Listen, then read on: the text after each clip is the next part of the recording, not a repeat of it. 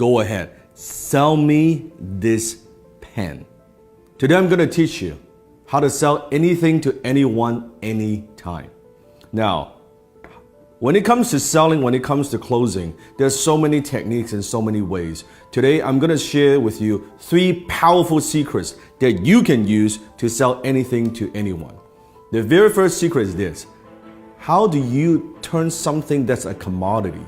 How do you sell a product? How do you sell a service in such a noisy marketplace? Number 1, understand this. People don't buy because of logic. People buy because of emotion, and they justify it with logic. People buy based on emotions, and they justify it with logic.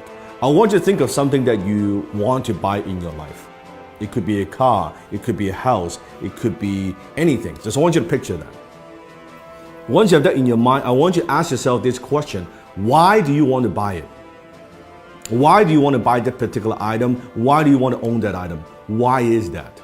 Maybe it's a new suit, it looks good on you. Maybe it's a new dress. Maybe it's a new car. Maybe it's a new house. Maybe it's that vacation. But why do you buy it?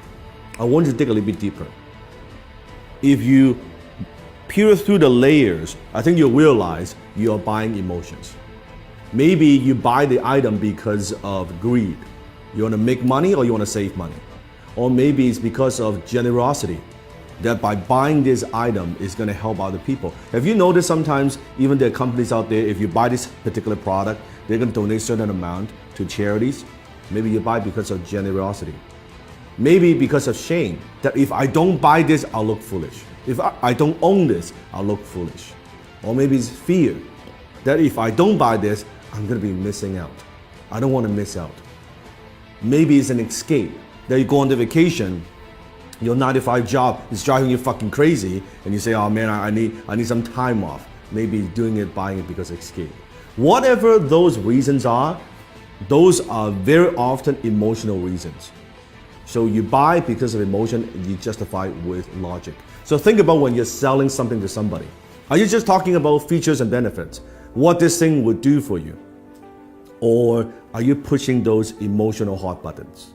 I remember one time I was in Harry Rosen, which is a very well-known kind of menswear store, high-end in Vancouver. I walked into the store and I was walking by the Tom Ford section. And the salesman approached me and said, sir, is there anything I can help you with? I said, no, I'm just browsing around.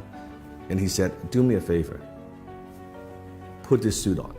Now, at the time, I've never owned a Tom Ford suit before. I have a lot of suits, but I don't have a Tom Ford suit. He said, do me a favor, put this on. I said, all right. I put it on. He said, how do you feel? Well, it feels pretty good. I said, okay, also try this on. Put on this tuxedo. I said, okay, that's pretty cool. He said, oh, it looks great. He said, sir, are you a fan of James Bond? I was like, who isn't a fan of James Bond? Like, duh. He said, you see this suit right here, this tuxedo, is the exact suit, exact same design as James Bond wears in Casino Royale. You know the scene when he was gambling? I said, fuck, it looks good, right? And before you know it, I bought the damn fucking tuxedo, right? And it's a lot of money, it costs a lot of money. And if you think about that, what am I buying? I'm buying emotions. What I'm buying is this. I'm buying when I wear this tuxedo, I feel good. As a James Bond fan, I feel like James Bond. Even logically, I know this, of course, is not James Bond. I'm not James Bond. But emotionally, it takes me there.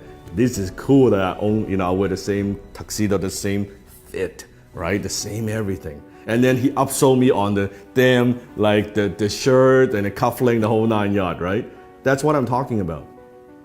People buy because of emotions and they justify with logic. You have to understand that. Don't push your products. Don't just push your services. Don't push the features and benefits. Think about what are those emotional hot buttons that you're pushing. Number 2, people don't buy their way into something. They buy their way out of something. It means people very often, they're buying something because they have a problem they want solved. They want to buy their way out of that problem. People don't buy the drill. They want a hole on the wall. So what is it that you are helping them solve? What problem?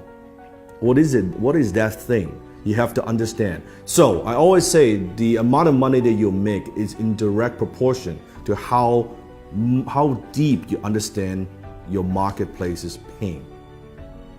The amount of money you make is in direct proportion of how deep you go, how much you understand your marketplace's pain.